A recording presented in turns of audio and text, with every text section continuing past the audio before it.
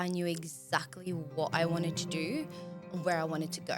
I knew that I wanted to be my own boss. When you started as a makeup artist, what was that like? Because you would have been really young at the time. Honestly, it was the smooth ride. The only thing that was probably the hardest thing was You're a makeup artist, so what kind of got you into like food then? my dad is probably the biggest foodie everyone in the area knows. So I guess growing up with my parents, they were always food, travel, family. She never planned to open a dessert bar. She just wanted to recreate the milk crate she tried back in Dubai. But Fatima didn't just bake. She went viral. She built Dollops and Drizzles, and she did it all with no hospitality experience in the middle of a pandemic. All from a home oven to now a dessert empire. What's the one cheat code you kind of learned where you could help yourself kind of skip that heartache, emotional, like, you know, sort of traumas that you went through and double the results that you've seen in half the time? I think having All right, guys, welcome back to another episode of Point 01, where we're unlocking the cheat codes of life. Today we have our special guest, Fatima Jomaa, on the show. She is the founder of Dollops and Drizzles, very close to my home in Bexley. So, yeah, fantastic desserts there. Let's get started. Let's get straight into it. Let's go. All right. So, Fatima, for those who don't know you, what's your story? Like, what got you to where you are today? You own an amazing dessert bar. You've gone viral many, many times. You're the founder of the milk cake sensation. What's your background? What's your story? Who are you? who am I? Well, firstly, thank you for having me. I guess it all starts when I was younger. I've always been an entrepreneur. To be honest, I kind of just fell into having a dessert bar. I've never been in hospitality ever in my life. I come from Southwest.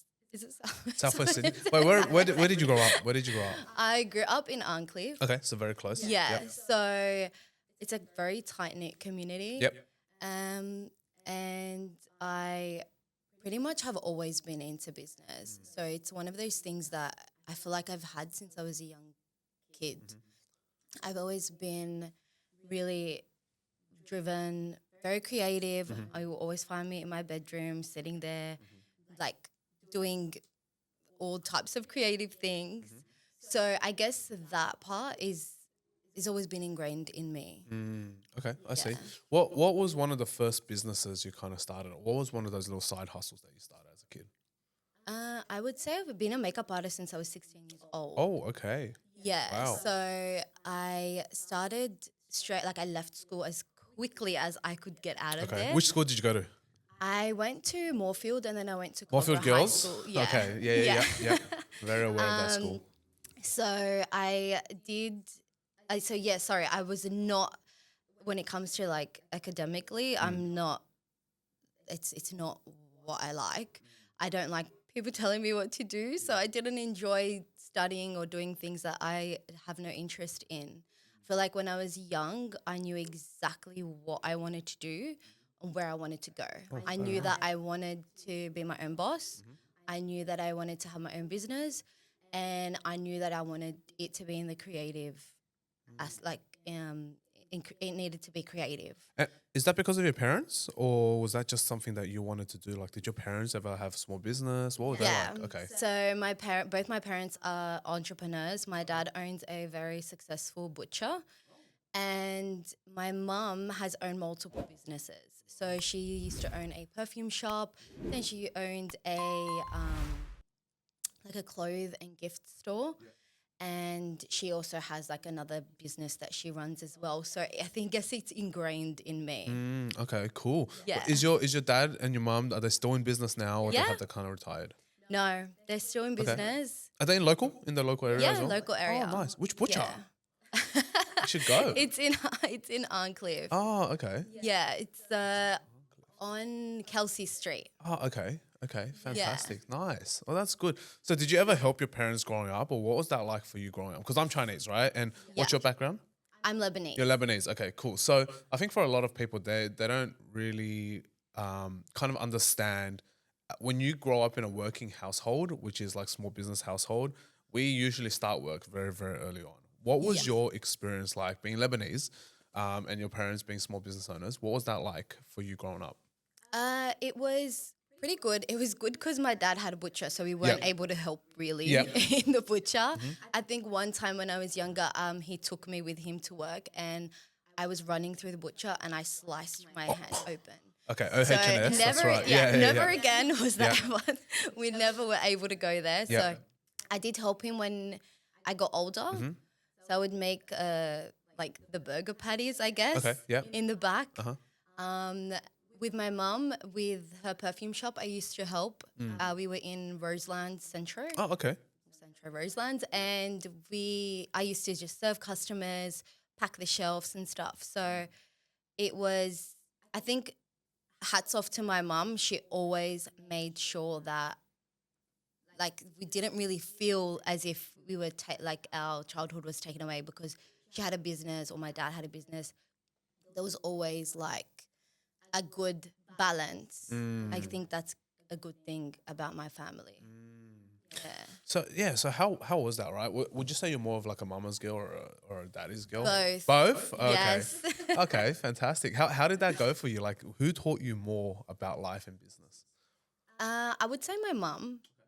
I think both my mum and my dad have taught me different things. But my mum would definitely be the person that she's my go-to. Like, she's the person that I will call. I think I call her about 50 times a day. Okay. The littlest inconvenience. I'm like, Mum. Yeah. But definitely my mum. Yeah. So she's been a great sort of a core anchor for you in terms of your development and your journey as well. Yes. When did you kind of start your first business then? Was it in makeup and then you started like during high school? What was that process? Yeah, so when I was in high school, I used to make like cards, like Okay. birthday cards. Oh, okay. I would sit and cut up literally like magazines and go to Spotlight and just buy a whole bunch of arts and crafts, and I would sit in my room and just make all this stuff. And I would sell them to my family. And then I did makeup straight out of school. So I left in year 10. And my parents were very big. I think they kind of figured that I wasn't going to be a uni student. I was very... Did you never want to go to uni? No, Not at all. Not never, interested. ever. Okay. No desire. Okay. I was just very headstrong. Okay. I knew I wanted to be an entrepreneur. Okay. Even when I was a kid, my parents... my mom still has like, you know, when you're a kid, they ask you, what do you want to be when you grow up? I used to always say, fashion designer or like a makeup artist or like, I guess... have my own business, be a boss. So it was kind of something that I always had in me. That's awesome. So when you started as a makeup artist, what was that like? Because you would have been really young at the time. Yeah, 16. Yeah, 16 makeup artist. I know you need to buy your own equipment, your own makeup, your own tools, all that sort of stuff. What was that process like for you? Honestly, it was a smooth ride because I have like my parents are so supportive. Okay, that's so good. I am very blessed. They did help me a lot. The only thing that was probably the hardest thing was to make sure that this is exactly what I wanted to do, because they were investing a lot of money. Obviously, back then, I think my course, I did 3 years makeup and special effects. Oh, wow. So it was like a college. Was it TAFE or was it just kind of No, like it was college? actual college. Okay. So it was a lot more expensive. Yeah. I think they paid over 20 grand. Okay. So it was exactly kind of... Like a uni degree. Yeah. Yeah. So it was kind of like, are you sure this is what you want to do? And are you sure that you want to go down that field? So I did a small course, a TAFE course, just to make sure that I did enjoy it. And then I went on to doing the college. Yeah. But where my college was, I remember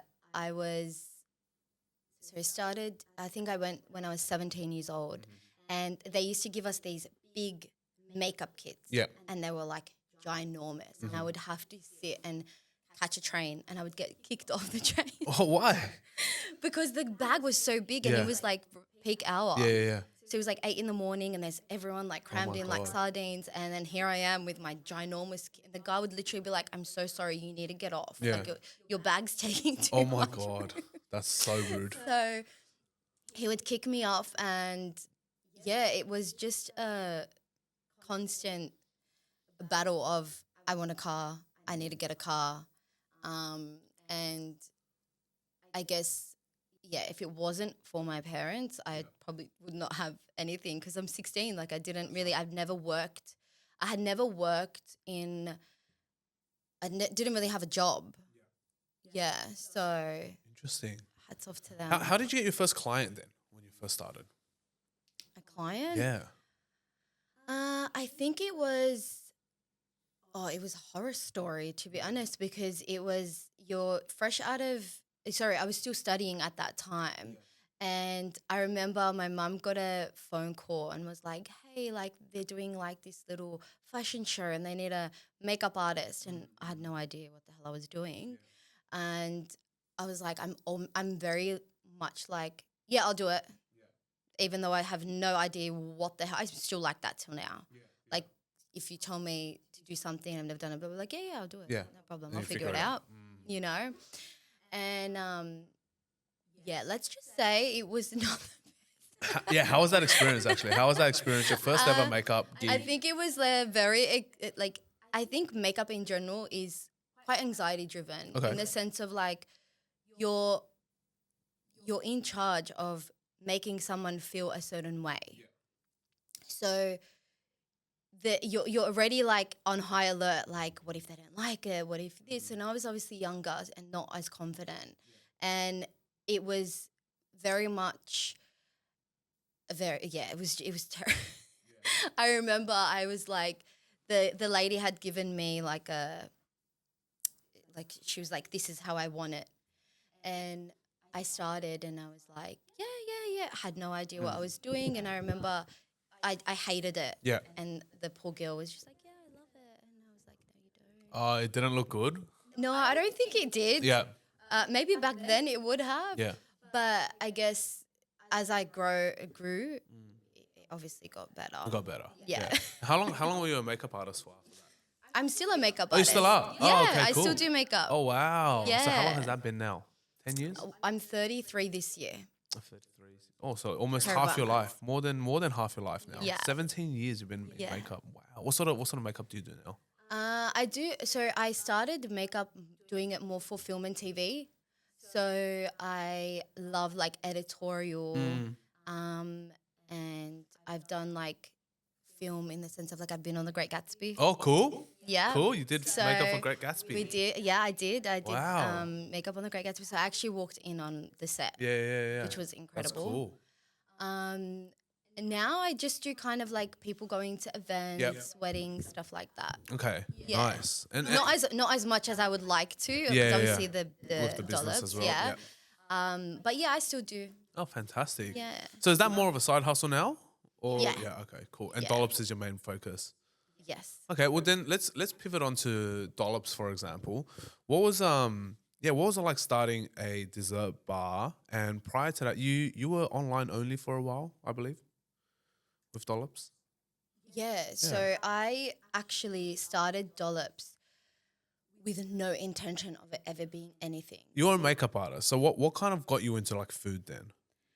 Okay, so in my family, in my culture, coming from a Lebanese family, it's all about food and family. Of course, we love food. So Yeah, we love food. food. Yep.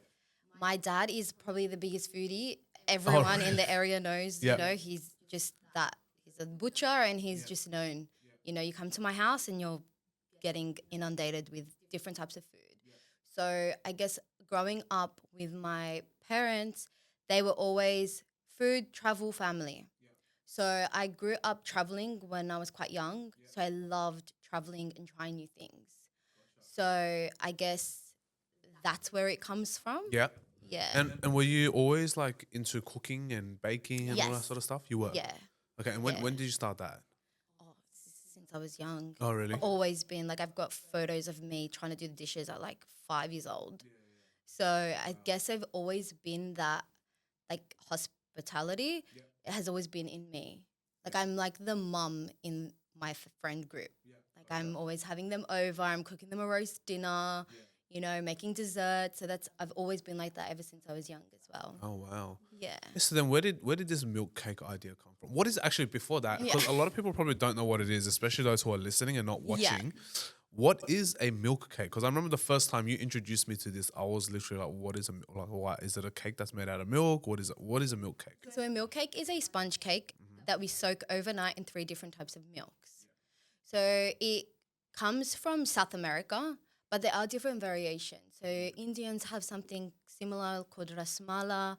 The Turkish people have something similar. So there's so many different, even the Macedonians have it. But where we derive it from is from South America. So it's basically a soggy cake that we top with fresh cream and different. And we make it in all different types of flavors. Yeah, gotcha. Okay. Yeah. Yeah, well, I need to put some pictures up for the video so people Yeah. can see what it looks like. They taste great. When did that kind of take off for you? During COVID. Okay. Yeah. And what did you do? Like, how did you get it to blow up? Like, why did it go viral? Honestly, there was no plan or thought into it. Prior to Dollops and Drizzles, I had another business that I was just about to launch. So I was working at the airport and doing makeup part-time, and I was working on another business for over 4 years. So my mindset was get out of COVID, start my e-commerce brand with my bags. So I made like luxury makeup bags and travel cases, and I traveled back and forth through China and Hong Kong like 7 times, making them from scratch, like zipper. Like I went to every single market and stuff. So my mindset was that. I went to Dubai. So I was there on a business trip doing makeup. And when I was there, I tried a milk cake. Flew back. COVID had hit. I was about to launch my e-commerce brand. Couldn't because of COVID. And I was just at home. I couldn't work at the airport. Well, we were working at the airport, but we were not able, like, not as much. And I was just sitting at home, and being the foodie that I am, I was craving that milk cake that I had in Dubai. And I thought, I'm bored. Everyone was baking at that time. Yeah. Oh, there was a sourdough phase and all that sort of stuff. Yep. Everyone was just sitting there being Betty Crocker. Yep. And I was like, I'm going to make this milk cake. No idea what I'm doing or how I'm going to do it. Found a video on, I think, TikTok and made it. I took a photo of it, sent it to my friends. It's like, look what I'm having. They're like, what is that? You know, they were all kind of like confused because visually you wouldn't think that like it's a cake and it's soaked in milk. Yeah, because it's like a little square, and it's just for those guys who are visualizing at home, it's just a little cube, and it's just sitting in a puddle of milk essentially. Yeah, basically, yeah. So they were like, "Oh my God, can you make us some? Can you make us some?" And I was like, "Yeah, sure. I have nothing else to do." So I made. So we waited for the restrictions to, like, once you were allowed to go to your friend's house and stuff. And I made some, and I took it to one of my friend's house. And they started taking photos of it. And then they started putting on their Snapchat and their Instagram. And then all of a sudden, a whole bunch of people were asking them, where can I buy this? Where can I buy this? And they were coming up to me going, hey, I have like 10 people that want to buy this milk cake. And I'm just like, I don't make milk cakes. I don't make cakes. And they were like, oh, like, okay, I don't know. I said, just wait 1 second, actually. You know, so then I guess the entrepreneurial kind of started beaming and was like, okay, what can I do? How can I do this?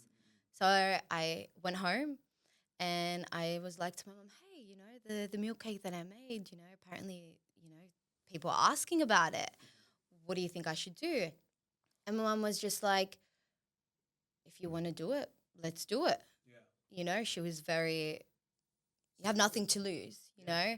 And I'm like, I don't know where to get anything with packaging, supplies. Like, what do I do? Where do I start? And we, I guess, figured it out. We started asking other businesses. You know, I come from a family we're filled with foodies. Yeah. So I have a family member who owns a very popular catering business. My other cousins are like in food, so they all have their own food businesses. So asked around, they told us where to find some stuff. And then I said to my mum, I'm only going to do this for 2 weeks. And then that's it. Just do it for 2 weeks. COVID will probably be over in 2 weeks and then I'll never have to do it again. Yeah. Did you not like it? Or was it kind of like such an effort for you? It wasn't, but my mindset was the bags that I had worked 4 or 5 years on.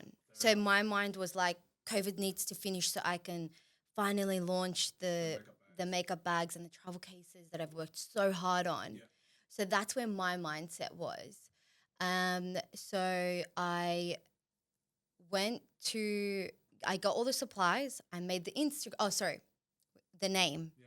So I was actually going to call it something else. Okay. I come from a very close family, and we always hang out every weekend. We sit at my grandparents' house. There's about 20 of us, and I came once and I was like, "Hey, I need to name this business. Yeah.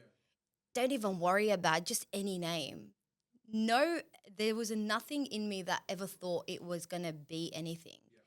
So they all came up with all different types of names. But I'm a perfectionist. Yeah. And even though I was kind of acting like nonchalant about it, I was like, yeah, nah, I'm not doing that. Yeah. So I was about to open the Instagram, and I remember I was at home and I said to my mum, she used to have this big book on our counter, and I said, the name's in this book, and I don't care. Whatever name I find in this book, I'm going to name it, and that's that. I don't give a shit. Like, I'm just going to do it. So I looked through the whole book. It was this thick. Yeah. And what was it, a recipe book? Or was it was like a woman's weekly baking book. Yeah, It was just a random book that my mum had. Yeah. And I went through it all. I went through every single page, like skimming through it. Any name that popped up. And the last page of that book was a double page, and it was all like swishes and swishes of Dollops and Drizzles. Yeah. And the main thing on the top said Dollops and Drizzles. Yeah. And I remember I was like, that's it, that's the name. Yeah. I showed my mom, I was like, this is the name, Dollops and Drizzles. I don't care, I'm not asking anyone, I'm not doing anything, I'm just going to do it. It's only going to last 2 weeks, and that's it. Yeah. Whatever. Yeah. And that's essentially how I got the name. Mm-hmm. I did the Instagram. I put up a couple of photos, and then we were inundated. Really? With straight away. Straight away. Oh my God! How many orders do you reckon you got that first week? Oh, I think it was over 50. Oh my God! And this is like 50 individual cakes, or is it like 56 50 packs? boxes. 50 boxes. Yes. Oh Jesus! It was like 50 boxes. And how many were per box at that stage? 6. Oh my God! So you could do 6 or 12. Oh wow! So you would have sold like 300 milk cakes that first week. It was insane. Wow. So how do you even bake that at home? Don't you only have like one little oven? We do. We had. I started it obviously from home, so it was a horror story. Okay. So I started doing. I love how everything for you starts as a horror story. It The was. makeup and now Dollops and Drizzles. Honestly. It's all horror stories. Yeah. This one was because I started off making them into like slabs. Okay. And I would cut them, but I couldn't get them perfect. So every single milk cake you see that I started off with all different sizes. Yeah. There was no consistency. Yeah. And I found these pans that were like square brownie pans, and I was like, I think these would work. And the cake that I make is very specific. It's not a cake that you can put any oil or butter in it. So there's no oil, no butter in it? No oil, no butter. Oh, wow. So you would have to put it straight in the pan. Yeah. So I'd put it in the pan, but then I was left with pans that I'd need to scrub. Oh, my God. I would scrub every single pan, 12 brownies, like holes, that I would need to sit and get into every crevice. Oh, my God. And because I had a small oven, it was in, out, clean, in, out, clean. And then I ended up buying obviously a lot more pans, but then that meant a lot more cleaning. More cleaning for you. And it was chaos. Yeah. It's when I've never ever done hospitality. And it's also like random. You wouldn't expect like you'll get 50 orders off the bat. No. That's a lot. It was a lot, but I guess in the Lebanese community, and I think in hospitality, it is quite normal to kind of get viral in the community very quickly. Right. Interesting. So it's one of those things like we all come from huge families. Yeah. If one Lebo likes it, the next Lebo down the road likes it, and all the cousins come around. And then they all get FOMO and they all want to try all the it. cousins come around. That's why Acai does so well, right? That's right. Yeah. You know, so it's quite, kind of like the fear of missing out. Yeah, yeah. So I wasn't shocked per se, but I was overwhelmed because I was like, oh, maybe a couple here and a couple there, and then it will kind of grow. But my mindset was 2 weeks. That was my deadline. I was like, 2 weeks, it's done. You know, first in best dress, and that's it. Did you make a lot of money after that? Were you kind of like, oh, you saw the money and you're like, oh, this actually works? I did. I saw like obviously the money coming through, and it's COVID time and everyone's struggling, and here I am getting 70 orders and then 100 and then 200. Wow, so you're making a couple grand a week from the milk cakes. It was a great time, and we quickly outgrew the kitchen. So it was one of those 0 to 100 real quick. And what was funny was Dollops and Drizzles was the only brand that I did not put any thought into. Even to the logo, I just had done it on Canva because I had no intention of it ever being anything. The name, the packaging, everything. Normally, that would never be me. I am A1, I'm perfectionist, everything needs to be perfect. And this is why for so long, I had so many businesses prior that I never launched because I was such a perfectionist. Every time I would get to that point, I'd be like, no, it's not ready, it's not ready. This was the only business that I actually I didn't care. And it was the only one that pretty much worked. And it blew up. It blew up. Wow. That's incredible. So what did you do after that? I mean, like going from a home oven, did you have to buy like a commercial oven? What did you do? So I didn't buy a commercial oven. I went to a commercial kitchen. Oh, okay. So you can rent a commercial kitchen? How does that work? You can. Okay. Yeah, you rent a commercial kitchen. So I just did a Google search, rent a kitchen, and I found one in Piedmont. Okay. And I would so far from home though. Yeah, I guess so. Not too far, but it was, I don't know how to use these massive ovens. Yeah. I have no idea. Yeah. Like, I'm used to a little move, Ding. a couple of dials, look in the mirror, look in the window. Yeah. And they look all right, take them out. Yeah. So going from a small oven to now commercial, and we're talking ratios and this and that, and now we've got to double, quadruple our supplies and batches, and I'm not great at maths, let me tell you. I am creative at heart. Yeah.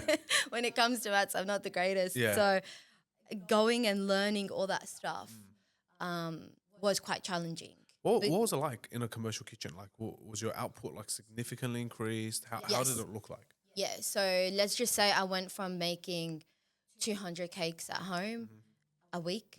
We're doing that a day. Oh, wow. Yeah. So it went, like I said, 0 to 100 real quick. Yeah. And I remember the first time we went to the commercial kitchen, we made so many batches, none of them worked out. How come? The ratio was incorrect. Oh, wow. So I had cracked, I think, over 300 eggs. Yeah. All went to the bin. Oh, my God. Did it wrong. Oh, my God. So the whole point of the cake is like a nice fluffy texture. Kind of like a souffle-ish. It's, not a souffle. It's like a very airy sponge. Airy sponge. Gotcha. So you have to have the air bubbles in there because that's where the milk kind of absorbs, soaks it all in. Yep. And then the type of cake that we use, which is a chiffon cake, it needs to keep its shape because you can make let's say a boxed cake, but the texture is completely different. It'll get mushy and stuff. So texture is everything for the cake. So here I am making bowls and bowls of these, thinking, we finally found the cheat code. We're going to get this and we're going to do this. And then they come out and they're flat. Oh, so they don't rise. No, they didn't rise. Oh, wow. Because I didn't do the maths correctly. Yeah. So we ended up losing so much stock, so many eggs. Yeah. Oh, it was terrible. And it took so many times. I think it was a matter of like trial and error until we got the perfect kind of, I guess, mix. Yeah. How long did that take you to figure it out? I think it took a solid month. A month? Oh my God. A solid month of proper, because the thing is there's so much that goes into it. It's like you can't have moisture and you can't have this type of, and it's also the quickness of how quick you take it out of the oven. So I quickly figured out that what was happening was when I would take them out of the oven and place them and try and take them out, they would flatten. And I was like, why is this happening? Like, I'm trying so hard to get this right. And then I obviously, good old Google, kept Googling, why is this happening? Why is this happening? And then found out that I meant to flip the cakes. So now I take them out, we quickly chuck them over, and then they all have to sit upside down. Yeah, and then go so back they in. keep their shape. Oh. Did I go back into the oven or did I just, no, that's it, done? So then they literally just, so they don't sink in. Oh, wow. So that took ages for me to realize that. Yeah. And I guess because I was so busy, I was just like, didn't really figure out certain things as quickly as I should have. Yeah. And do you still use that commercial kitchen now, or have you kind of in-housed it now? No, everything's in-house. Oh, wow. So you bought your own now. Yeah. You got your own. So I started at Piedmont, then I actually found a proper commercial kitchen just for me in my area, which was amazing. Which is good. And so we started working out of there. And then people started to, because I wasn't allowed to sell out of the commercial kitchen. Yep. They were only allowed to pick up their online orders. And a lot of them were just like, well, why don't you just open a store? And I was like, no, I don't want to open a store. I don't have any desire for this to be anything. So at that time, I was like, okay, this is something. How many milk cakes do you reckon you made at your peak, like per week? Do you remember? I would say well over 500. 500? Yeah. Wow. Yeah, because then we started doing markets. Oh, wow. And when we did markets, we would get there and there would be lines. Oh, and I was like, what is happening? That's so cool. Like, what is happening? Yeah, like, yeah. This is insane. Yeah. And I always felt like it was kind of like an out-of-body experience. So, you know when you see movies where your body's there, but then you're seeing outside. And we're talking not 500 in. individual cakes, right? We're talking 500 boxes. Is that No, we're talking individual 500 and boxes. Oh, like wow. we were, it was insane. Like I've got photos Yeah. in my living room. Yeah. You could not walk. Full of They milk were cakes. up to the ceiling Oh, my God. of just orders. Yeah. So once it started going viral on Instagram and the 2 weeks. So it blew up on period- Instagram, not TikTok? It blew up on Instagram? Yeah, Instagram. Okay. It was all Instagram. Wow. All word of mouth. Wow. And I remember I think the 2 weeks were up and my mum's like, okay, we're done. Because she's like, I want my kitchen back. I want my house back. Like, what's happening? It's a bomb site in We here. can't do this, you know.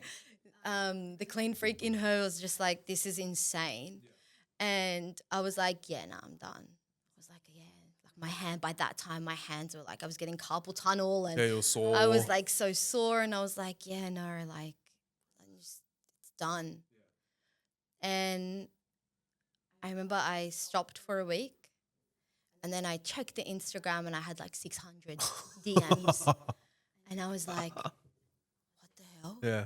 I remember I called my sister-in-law and I was like, Nancy, you gotta get here right now. You gotta get here and you gotta go through all these Instagram and you gotta start replying because I don't know what to do. And we found out that it had gone so viral because there were bloggers that had bought off me. I had no idea, and they had started to promote it. Yeah, wow. I never ever paid anyone. I never did any of it. Yeah. I was ready to put the put the apron up and that's call it, it a call it a day. day, done. You know, so I was like, okay, well, I'm quite in tune with my religion. So I was like, this is a blessing from God, and I'd be silly to not take it, I guess, and just go with it. You know, you never know what's going to happen. Just do it.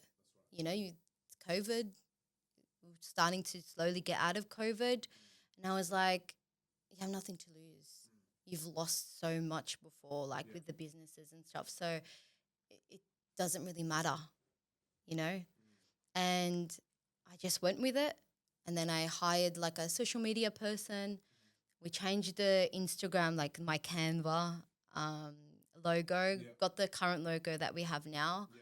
And the Instagram just kept growing and growing. No ads, no paid influencers, nothing, all organically. Still to this day?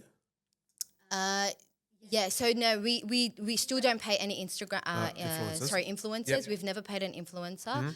But just obviously because of the shop, we've started doing paid ads. Okay, yep.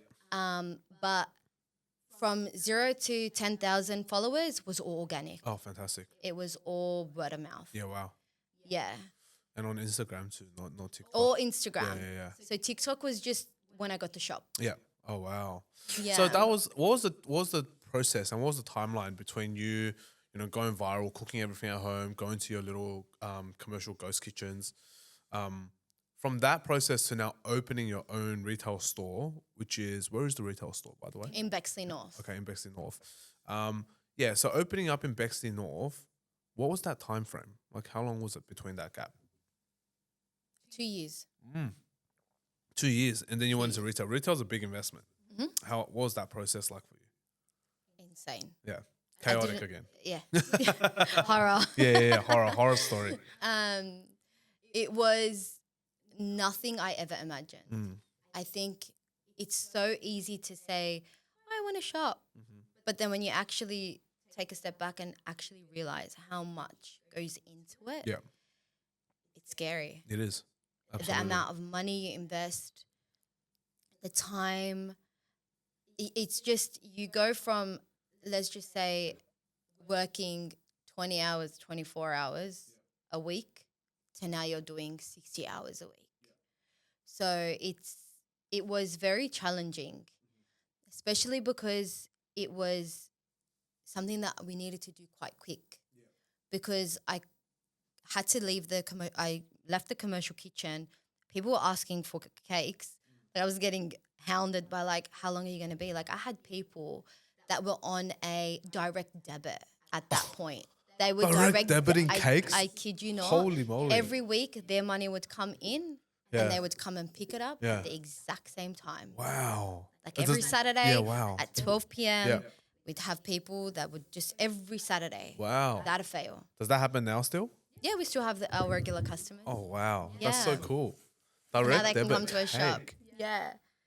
So they would, it was like a quick kind of like, and also I didn't want to lose the momentum. Yeah, of course. So it was like, I didn't want to go from kept getting viral and, you know, getting really popular to then, where are they?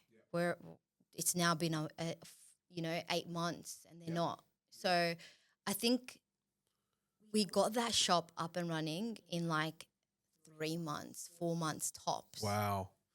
That's pretty quick. So that's good. That's shop fitting, everything, design. Wow. Yeah.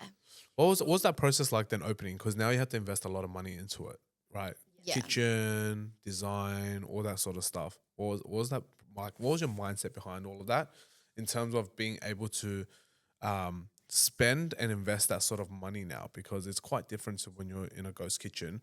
You're just paying for rent, for example. Yeah. Now you're going from not just rent, you're going to shop fitting, you got staffing, you have to buy your own machines. What was that mindset like for you during that phase? Honestly, I feel like I was so confused. at that point, I was so confused because I was like, what am I doing? And how am I doing this? And like, it was, I would explain like my mindset in the whole Dollops and Drizzles is like an out of body experience. Like most of the times I'm like, how'd I get here? You know, so it was challenging in the sense of like, where do you go? What do you need? Because now you need to offer way more than milk cakes. You can't just do milk cakes. Now you've got to come up with a menu. You've got to come up with alternative, different things. You know, not everyone's going to eat milk cakes. You know, What's the difference now? I mean, you've got milk cakes, you've got other stuff as well. You've got DIY cookie dough, yes. you've got ice cream, milkshakes, all that sort of stuff. What do you kind of find is popular in store? The milk cakes is definitely the most popular, but now we've gone viral for the cookie dough. Yeah, how's that going? Insane. Okay, explain to people what it is. Cookie dough is it's like a raw cookie dough. So before you bake your cookies, it's that dough. Yeah. And you know, when you're younger, you always wanted to kind of lick the spoon or eat the leftover. It's basically that. Yeah. So we heat treat. Oh my God. Heat treating it? With the flour. Yeah. So it's edible. Yep. And there's no egg in it. Okay. So we remove that. Yeah. So essentially it's the mix that people love to eat. Yeah. It's gone so viral. Yeah. It's gone crazy. And we give them the option to customize it. Yeah. It's a self-serve. So it's like a froyo, self-serve froyo for cookie dough, essentially. Yes. And you can add ice cream. I had it the other night, actually, when I came over. Yeah. Did you like it? Yeah, it was good. It was really interesting, I think. For me, it was kind of like, oh, this is interesting. And then when you add it with the ice cream, it's really good as well. Yeah. So definitely add ice cream on top. That's that's I always say, but do you know what? Yeah. A lot of people don't want the ice cream. That's so interesting. They just love eating it. I feel like it's too warm for me without the ice cream. I like the mix of like the ice cream. I think it's too sweet. Yeah. Personally, I don't even eat it. Yeah. Like to me, it's very sweet. Yeah. I can have a little bit. Yeah. But we have people that come and they're getting half a kilo of this stuff and they're just downing it. That's crazy. With no ice cream. That's crazy. I don't think I could do it without ice cream. Yeah, I couldn't. The ice cream washes it down and actually balances out the flavor and the sweetness. Yeah, correct. Yeah. That's so interesting. Yeah. But the milk cakes are good. I really like the milk cakes. Yeah. The strawberry one's really good. And yeah, I just feel like it's not too sweet, which is like the ultimate Asian compliment. Yes. Yeah, so I quite enjoy that aspect of the dessert side of things. What was it like? Did you have any challenges when you opened up the store? Yes. We had so many things go wrong. Yeah. We had the ovens not working. Why was that? Was it not wired properly or something? It was just, I don't know. It was like, not that it wasn't wired. It was, we'd plug it in and then just the other place would stop working. And then it was just, it was one of those chaotic things. Yeah. It was more so me in the sense of it was so hard for me to like start to teach people what I do and how to do it, and then trying to control that perfectionist in me. Yeah. I think that was probably the most challenging, which was training the bakers, training, the people that are going to start creaming the cakes and making sure that the standard is up to date. Yeah. I think that was probably the hardest thing. And then just doing things that I've never done before, like making milkshakes and thick shakes and all that stuff. I have no idea how to make any of this stuff. Yeah, yeah. So learning all that stuff was very, very, very challenging. Wow. So it might not be for other people, but I've never done hospitality before. Yeah, yeah. I think it goes to show that if you really want something, you'll figure it out. Like a lot of people don't realize that. They get too scared because they're like, oh, I don't know how to do this, I don't know how to do that. But if you really want something and the opportunity drops on your lap, and then you also have a big rental agreement, you're gonna figure it out. Yeah. Yeah.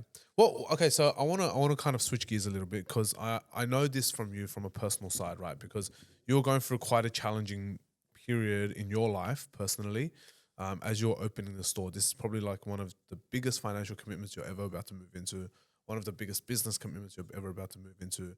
You went through some personal sort of struggles during that time. Yeah. How did you kind of deal with it without diving into too much detail? Like you were in was it quite a long relationship as well?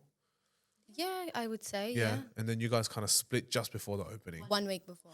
How's how's how's Yeah. that like for you? Like what was going through your head, you know, going through a breakup and then To be going through the hon- biggest sort of risk of your life? Yeah, to be honest, I feel like I was on autopilot. I just switched off. Just breeze that part. Switched off completely. Because I was just like, it was one of those things that was like, it could defeat me or you could power on. What are you going to do? Because if I can't stop. I have to do this. You know, I have to launch the business. I have to, you know, do everything that I said I was going to do. So it's like a little inconvenience, I guess. I was just like, okay, It is what it is. it is what it is. You know, I have a lot of faith in God, and I truly believe like what's meant for you will always be for you. And I always say that. And I always say, like, my motto in life is it's all a part of the journey. And I say that to myself constantly. When something doesn't go right, it's all a part of the journey. It's all a part of the journey. You know, so I don't look at it as, oh my God, like, why does this happen to me? And of course, you know, of course we have those little moments, but I never dwell on those things, you know? So I had to pick myself up and keep going. And I was on autopilot. No one knew. None of my staff knew. No one even knew what I was going through. On top of that, I also lost my grandfather, who I was extremely close with. He fell into a coma, which was so challenging. I don't think you would, if anyone's never gone through that, I don't wish that upon anybody. So it was literally probably about a couple of months into the business that happened. And I was at work when I got the phone call. So I think that was harder. So anything prior to that didn't mean anything. There was nothing that was more important than my grandfather.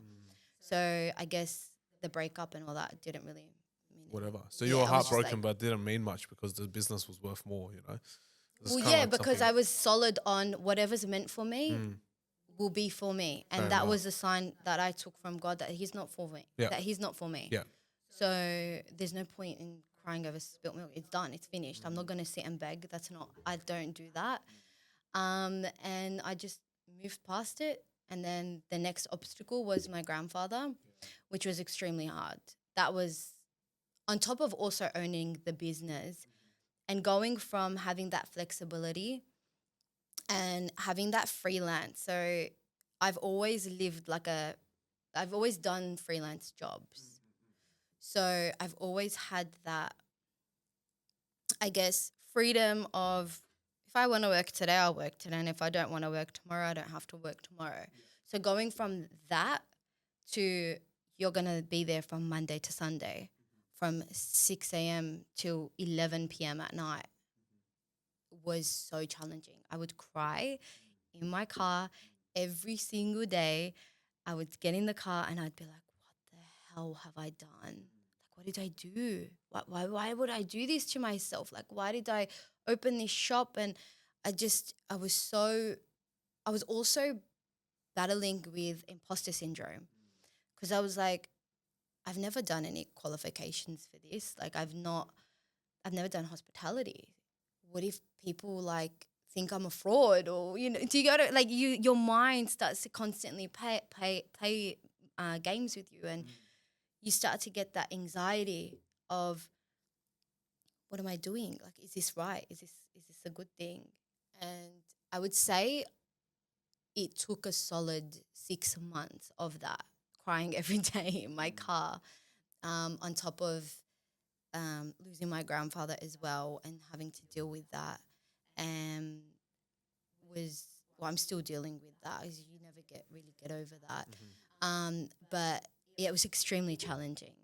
Yeah. That's crazy because I think a lot of people, when they see someone that's a business owner, they go, oh my God, you own a business, you're rich, you're successful, you're this and that. I don't think most people understand the struggles and challenges that go into owning a business, if not multiple businesses. The mental sort of fatigue that is on you and the emotional sort of stress that's on you as well. Like, owning a business is not easy. And most people that own businesses probably have had the same shared experiences, the sleepless nights, the troubled relationships with their partners or their parents or their family. They're very stressed out, the long work hours. And to the outside world, they just think, oh, you own a business, you're rich. But the reality is some days when you're doing well, you're rich. Some days when you're not doing well, you're absolutely fucked mentally, physically, right. emotionally. And then things in life continue to happen around you as well. You know, your boyfriend, girlfriend, husband, or wife, they might be upset at you. So now that's an extra mental stress. Your pet might need to go to the vet, mental stress. Your friends haven't seen you in 10 years, mental stress. You know, your grandparents might pass away, you know, also.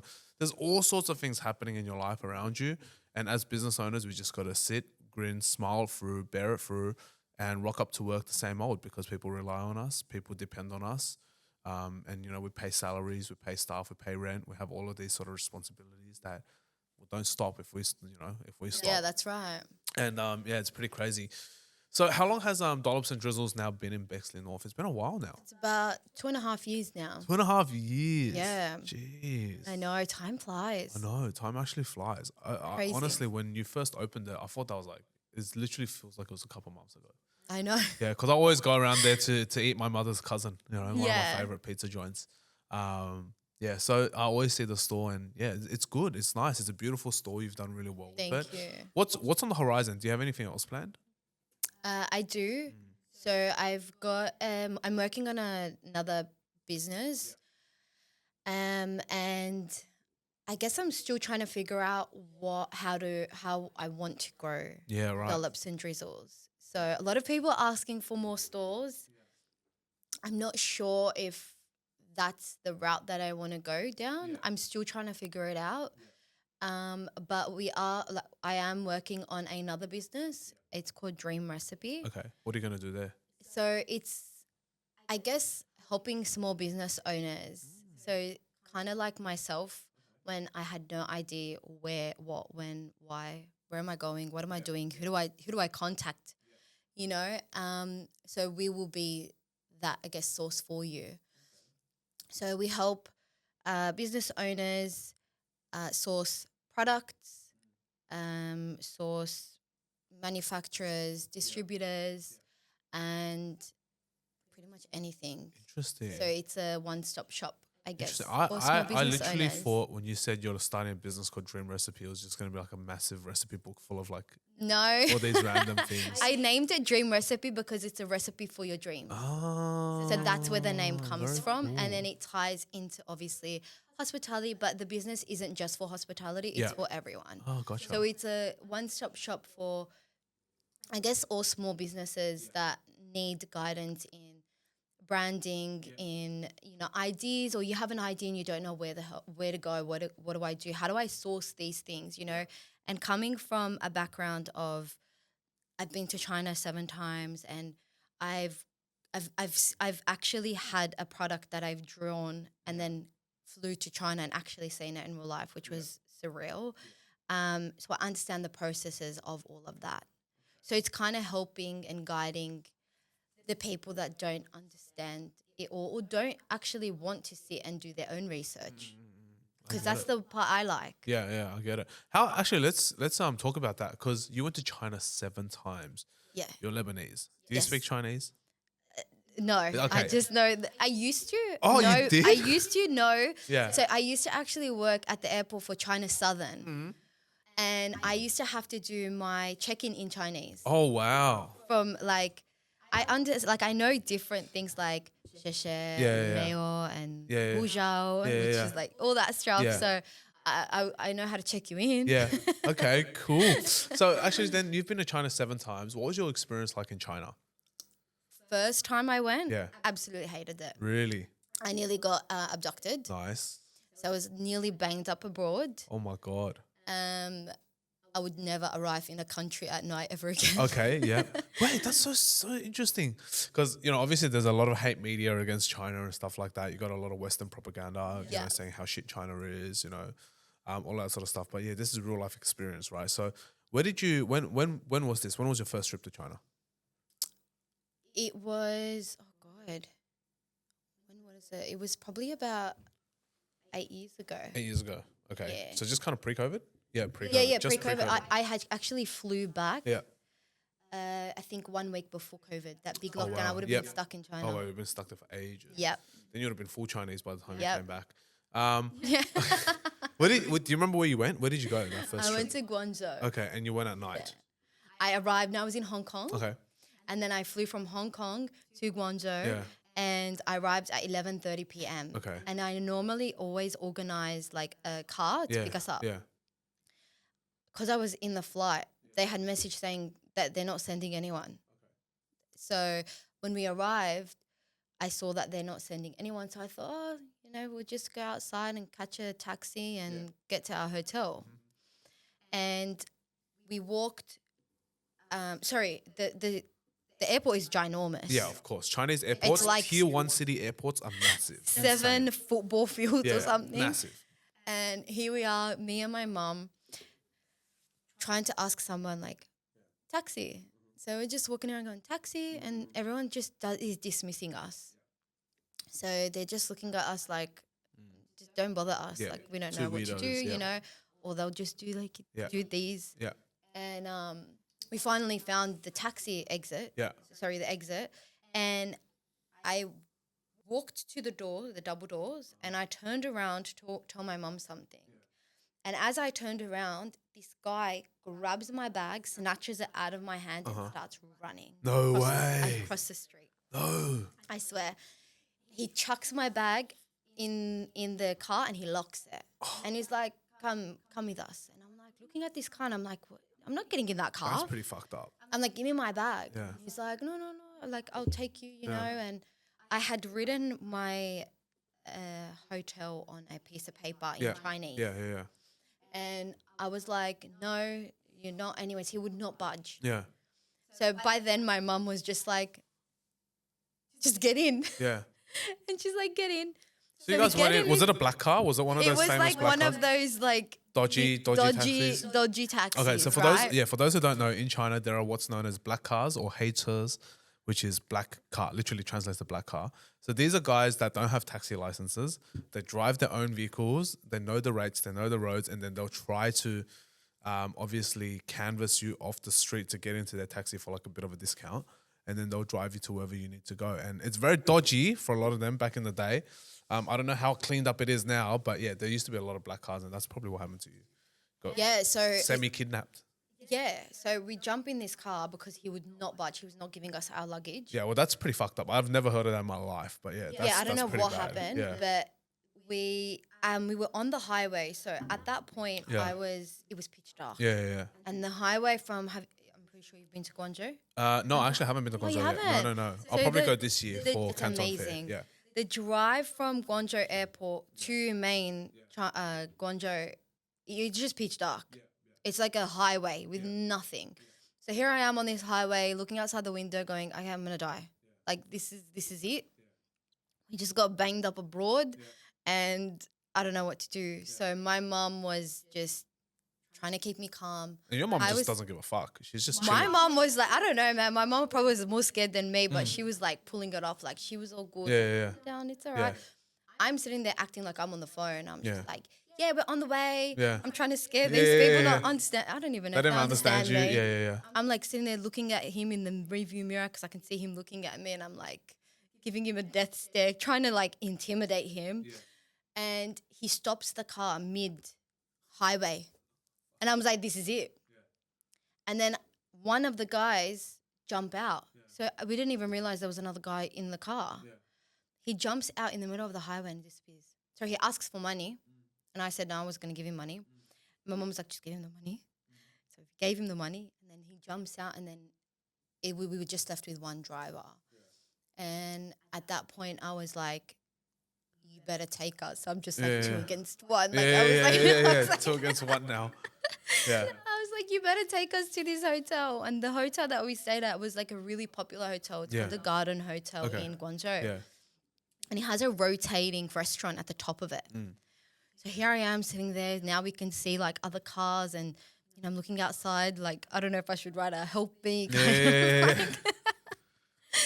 So we finally get to the hotel because I see the rotating thing, and he doesn't want to go in. Yeah. So it's one of those fancy hotels where you go in and the Yeah, you got the chauffeur or the that's right, and they the all butler. kind They of will take. come and they'll That's take it. right. He didn't want to go in. Yeah. I was like, go in, and he's like, no, no, no, like. And I was like, no, go in. So I started screaming at this poor man, and I'm just like, get me in there. So the guy opens the door, and he was like, what are you doing in here? And then he was like, you should never go into these cars. Don't ever jump in a car unless we get it for you and stuff. So we survived, which was amazing. That's great. You So survived the black car We experience. did. Yeah, wow. And we'll never ever catch a random taxi from the airport. Yeah, exactly. Don't catch a random black taxi from the airport with no signs and no labels and tinted windows. Yeah. Wow. But I love China. I love it. Like, I miss it so much. Yeah. What were the experience from 2 to 7 then? Like, what was that like? 6 more times you went Amazing. to China. Same place, Guangzhou, where it was. Guangzhou, yeah. And then we take the bullet train to other To other cities. Yeah. To other I'm good at the cities. bullet trains. Oh, I could not believe being in a bullet train and then looking outside and it's just like this. But Yeah. inside you just Feel so nothing. calm, Yeah. normal. And Yeah. then you look and it's like 270 kilometers an hour or Yeah, something, yeah, like yeah. ridiculous. It's insane. Like 300-400 k's an hour. You just fly. Flying. Yeah, yeah, yeah. But it doesn't feel like that inside. What was funny was we were always the foreigners. So we would get to this place and you just see it's just all Chinese people and it's just me and my mum. And people would come up to me and take photos. Oh, really? Yeah. Oh, that's good. They think you're pretty then. That's all Yeah, good. so they would come in and Yeah. they'd be like, photo. Yeah, And then yeah, I'd yeah. be like, Like, oh my God. okay. White people. And then they got black people. Yeah. So I would feel like a celebrity in China. I loved Yeah. it. That's so good. Yeah, That's I so love the good. food. Yeah. I love Asian culture. What's the favorite city you've been to? Hong Kong. I love Hong Kong. You like Hong Kong? I love Hong Kong. Oh. I've been there like 4 times. I My love God, it. I hate Hong Kong. Really? Yeah. Why? I don't know. I just feel like it's small, cramped, stinky, noisy. Like, Really? Have I you hate stayed? it. I've stayed in different. I've stayed in Kowloon and I've stayed in Hong Kong Island. I love Hong Kong Island. So pricey though. of course. But I don't know. There's something about it that I just Really? love. It's such a small like country. It is, but we did the boat ride to Macau as well. Yeah, We stayed yeah. in Macau, Yeah, which I love. yeah. Have you done that? I haven't gone to Macau. No. I haven't. Beautiful. Yeah, I want to go to Macau and do this, the bungee jump off the tower. Ah, Yeah, the Macau okay. tower. You can jump off it. I didn't know that. I didn't do that. I definitely didn't Yeah, do yeah, that. But I love Asia. Yeah. I'm Asian at heart. I always say Yeah, this. yeah. Well, I say close this to enough. everyone. Lebanese, Chinese, sometimes same, but different. Yeah, like I'm one of those people that eat chopsticks. Yeah. Everything. Yeah, yeah, Like even my pasta. Yeah. with Well, it's just chopsticks. clean, easy to use. Chopsticks like the best invention ever. It's I way better do. than a I fork. honestly believe that. Yeah, way better than a fork. Way more flexible. You can pick up anything. Like it's so good. My friends always laugh at me. Yeah. They're like, you should not have been Lebanese. Yeah, it You should have been Chinese. Yeah. No, China's great. What sort of what was your manufacturer journeys like? Because obviously you went and did a bit of sourcing and Yeah. stuff like that. How was that like for you? Because I can speak Chinese, so for me it's a little bit easier. My Chinese isn't amazing, but I can get by. What about for yourself? Like, what was it like when you went to try to source products? So the first time I went, I actually found like a sourcing agent here in Brisbane. Yeah. And they were an agency that connects you to manufacturers and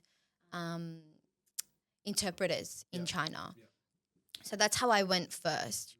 And we had 4 manufacturers lined up.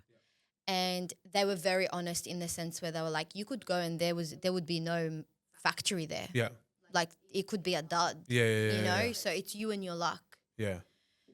And they put us with one of our interpreters, and he basically spoke English and Chinese, and he helped us around. And the first couple of manufacturers we went to were duds. Yeah. I remember we went to one manufacturer, and we walked in, and they were like, "What are you doing?" Yeah. Like we don't even make bags. Yeah. And we're like, this is the name that they'd given us, and Yeah, so it wow. just didn't exist. Wow. You know, so it was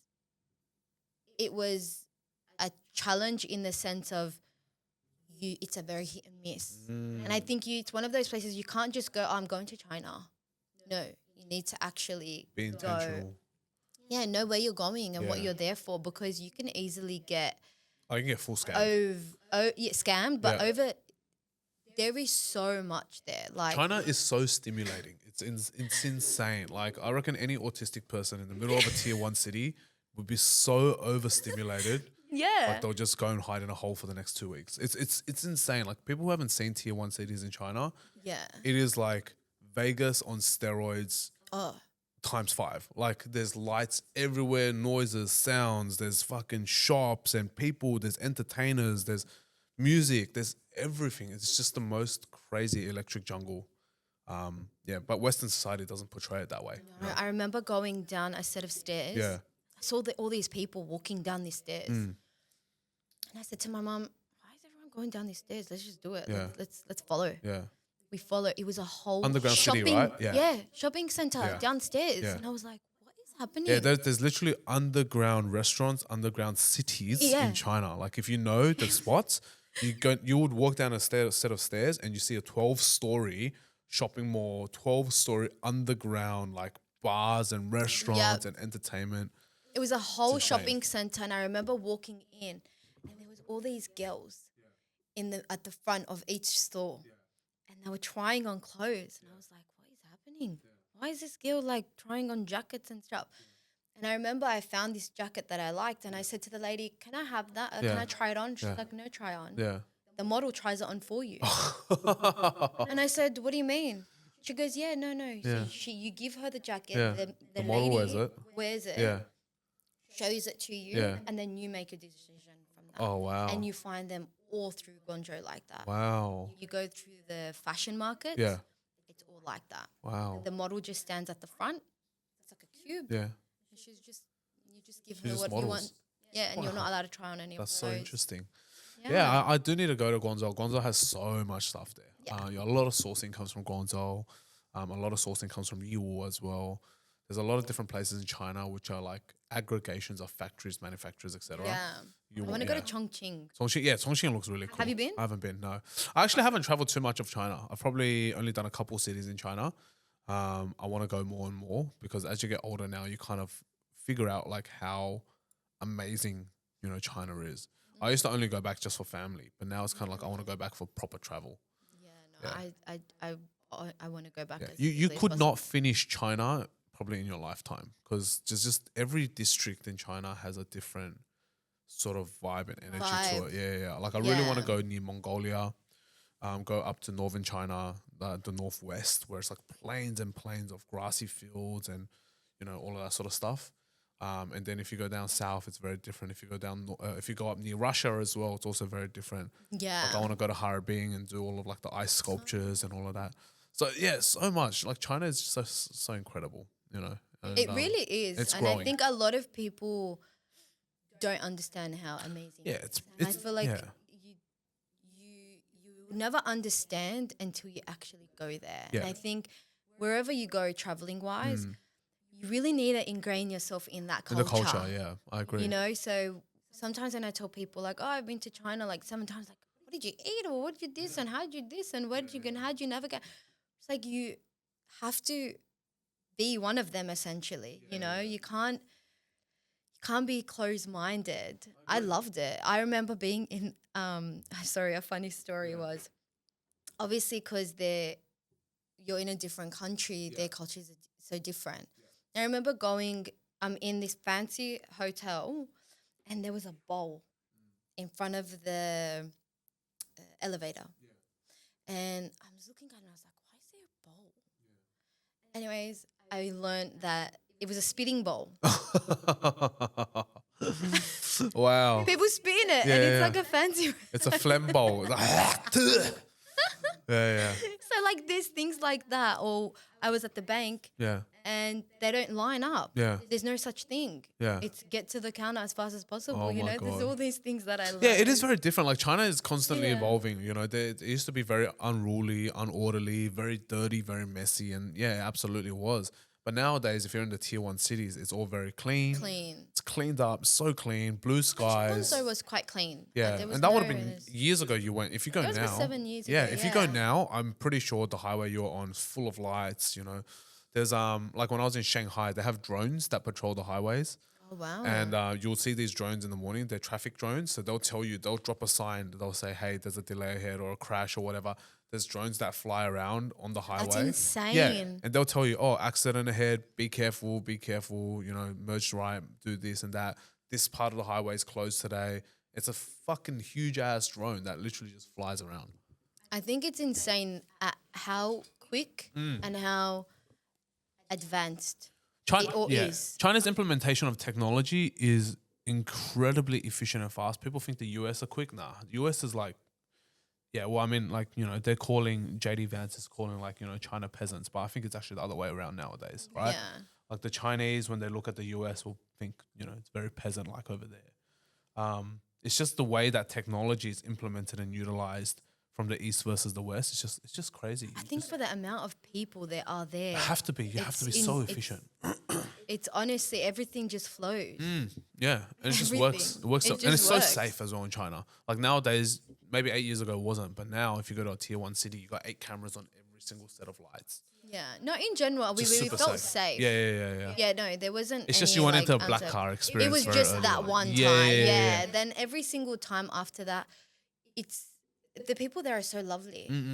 You know, so it's even if they don't understand Yeah. you, Yeah. they're still trying to like help you. Yeah. You know, so it's a matter of, you know, trying to figure out. And you trying know? to, obviously, like you said, you know, just being in tune with culture. I think a lot of people don't realize that if you try to fight a culture when you're within their sort of home ground, you kind of don't get the best experience. That's right. But when you try to absorb yourself in the culture, try the local foods. You might not like it, but if you don't like it, spit it out and don't eat it again. Like it's as simple exactly as that. right. But if you're going to go and explore a new city, a new country, try to ingrain yourself into the culture. Try what the locals do, and you know it might be something you love, and it might be a completely new experience. You know. Yeah, that's what I like to do. Like if I see a lineup somewhere, Yeah, you go. I'm like, I want to know why is there a lineup there? Yeah, it you must be know? good, right? It If might, there's a yeah, line. like if I didn't follow those people down that, actually, that's probably not a good thing. Yeah. Oh yeah. If I didn't follow them down this This tunnel. this yeah. tunnel, I wouldn't realize there was actually a shopping center under Yeah. me. But no, I love traveling. I think that's probably one of the most important things in my life. Yeah. Do you think it's contributed to where you are today? Yes, Okay. How I've so? seen a lot. Yeah. All right. So I've gone to the highs of the highs and of the lows and the lows. You know, last year I went to Cambodia, and I volunteered at a shelter, and that was it was heartbreaking. Yeah. It makes you really grounded. It Yeah. makes you realize that how blessed you are. Mm. You know, but then do you know what's crazy is they're happier than the people Not that are around actually here. here. I agree. And they have so little. I agree. You know, and I was feeding these kids that was their only meal of the day. Yeah.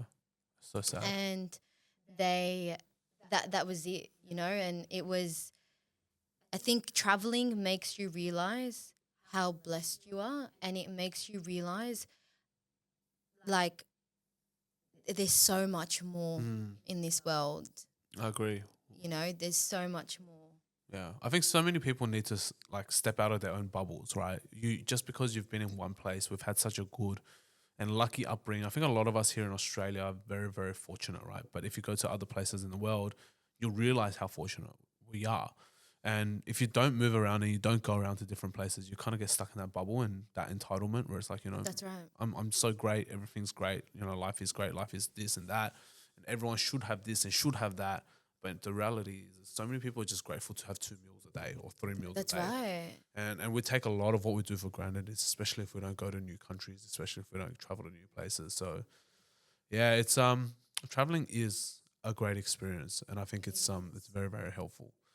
So yeah. If I didn't travel, I wouldn't have had the milk cake. That's true. That's true. And you get lots of new ideas from traveling too. That's right. That's a lot of new ideas. So yeah, so going back to that, we were actually one of the first to bring the milk cakes into Yeah. Are Australia. there other people that do milk cakes? I haven't seen. They are now. Oh, there are now. Actually, I haven't but seen anyone besides you. We're probably the main one that is strictly like a well-known for milk cakes. But prior to me making it, I guess people make it maybe at their home, or there'd be like Spanish or South American bakeries that make the tres leches, which is essentially what a milk cake is. Okay. Yep. But we are The main one now. the one that I guess I would say like made it as viral Yeah, yeah. and a bit more people know it. Yeah. It's a household dessert, I Yeah. guess now. And do you No. sell interstate now or not? No. Oh, I wonder. So I did do a pop up in Melbourne. Yeah, how's that? That was great. Yeah. No, it's so hard because of it needs to be refrigerated. Yeah, It's the right. only thing. Right. Yeah, but we are working on the cookie dough though. Yeah. So I'm trying to get that packaged and we'll be selling that. Oh, cool. Okay, yeah. Yeah, I think milk cakes interstate will be pretty good. I think you might need to start back again in those ghost kitchens in Melbourne and in Brisbane Melbourne, or something, yeah. and then go from there and expand. I think that'd be a really interesting business because We get a lot of people like Asking we get about it. inundated yeah, for people in Melbourne and Brisbane constantly on our TikToks, Instagrams asking like, can Yeah. you open one here? you Can open should, one you there?" should go find a ghost kitchen in Melbourne and then spend a month down there. See how that goes. Yeah, I was thinking of going. So I did do that last year. Yeah. We did do that. I got a ghost kitchen and I just did a little weekend pop up. Yeah. But I actually want to do the markets. What's that big market? The Melbourne there? one, the Vic Markets. There. Yeah. I want to do the Victoria Oh, market. yeah. Oh, yeah. I think that would be good. That would be cool. Yeah. I think markets, people underestimate the power of a market. Market stores are a great way for businesses, especially to kind of get direct feedback with their audience and their business. People don't realize that. Yeah, I feel like that was probably one of the reasons why we are as big as we are. Wait, which markets did you do? We've done the Liverpool market, so we've done the Chinese New Year markets, the Ramadan markets, pretty much all of their markets. The Eid most of market? them. You haven't done Eid one. The Eid one, no. Peakhurst night market. We did Wentworth Point, which was one of our best ones. Really? Yeah, we did so well at Wentworth Point. Yeah. Our cakes are loved by the Asian community, Yeah, so yeah. that It's because it's not too we've sweet. done Market City as yeah, well. yeah, my parents love them. My parents liked it Yeah. a lot, actually. It was really good. Yeah, so we've done Market City as Yeah. well. Yeah. The Friday night there. Done a lot of different ones. You know what would do well? I reckon Burwood inside Chinatown would do really well. Oh, inside The Chinatown, like yeah. the new like Chinese square where all the like pop up and foodies are. They'll do really well there. Really interesting. Yeah. Should have a look. They do pop ups as well. So Do they? yeah, Do yeah. they do? I thought They you do have te- to have a store. No, they do temporary leases. They've asked us to do it a few times, but upstairs they do temporary leases. So I reckon if you take out a temporary lease or 1 to 2 week lease, go see how it's like. I reckon that'll be cool. That's actually a good idea. Yeah, there you go. Burwood. Maybe we'll see you in Burwood. Yeah. Yeah. Okay. Well, as we get up towards the end of our show today, where do people find you on socials? On Instagram, Mm-hmm. on all platforms, all I guess it's all Dollops and Drizzles. Yeah, Dollops and Drizzles, guys. So, yeah, Do you know how to with do the this? S's. Yeah, Dollops and Drizzles. Dollops and Drizzles. With the S. With an S. Okay. Yeah. Okay, that's cool. And coming up to the last question, this is something that I always ask our guests because you know we've all gone and lived a fulfilled full life. Especially you've traveled to a lot of different places. What would you say is the one cheat code that you've kind of learned in your sort of journey now? At 16, you started your first kind of venture. So from there to now, 17 years. What's the one cheat code you kind of learned where you could help yourself kind of skip that heartache, emotional, like, you know, sort of traumas that you went through and double the results that you've seen in half the time? What would be that one cheat code? I think having faith. Okay. I think actually allowing, like, the motto that I live by, which is it's all a part of the journey. I think that's my cheat code. That's what it's called. Because it allows me to relax and it allows me to focus. And when I focus and I relax, I can do double the things. And I guess in trusting in God's plan, I think once I get rid of that kind of like the pressures, I do way more, way better. So I would say that Interesting. it's faith Yep. and knowing that it's all like this is part of my journey. Wow. Very powerful. Yeah. Insightful stuff. I like that. I think it's so important. A lot of people they lose themselves along the way because they're so focused on a destination. And when you're so focused on a destination, everything becomes stressful because you're not there yet. That's right. And then once you're there, you also become lost, right? So I think that's so powerful to think that everything is a journey. And yeah, I think a lot of people should kind of take that in and utilize that in their life and just think, anything good that's happening to you, anything that's bad that's happening to you, Go with it. just go with it. It's just a part of the journey. That's right. It's know? all a part of the journey. Yeah, it's all a part of it. Yeah. Far out. That was great. Yeah. Fantastic. Well, thank you for joining us here today, Fatima. Thank you so much Thanks for for being having here. me. Thanks for having fun and sharing your experiences with us. And yeah, I hope everyone at home is enjoying the episode. And if you get a chance, go check out Dollops and Drizzles in Bexley North. It's Thank right on the corner there, right? Yeah, At it's the pink intersection. shop. Yeah, the So pink it's shop. 289 Bexley Road, Bexley North. There you go, 289 Bexley Road, Bexley North. Go have some, all right? Get some milk cakes. They're absolutely delicious. Thank you. All right. Well, thank you for joining us, and we'll see you on the next episode. Thanks, Thank guys. you. Bye. I hope you have enjoyed that episode of Point 01. Make sure you subscribe to our YouTube channel and follow along on all our socials at Point 01 Podcast to watch all of the shorts again. We release an episode every single week, and we hope you will join us as we continue to explore the minds of those who make up the 0.01%. Until next time, keep hustling. I'm your host, Alan Fu. I'll see you on the next episode.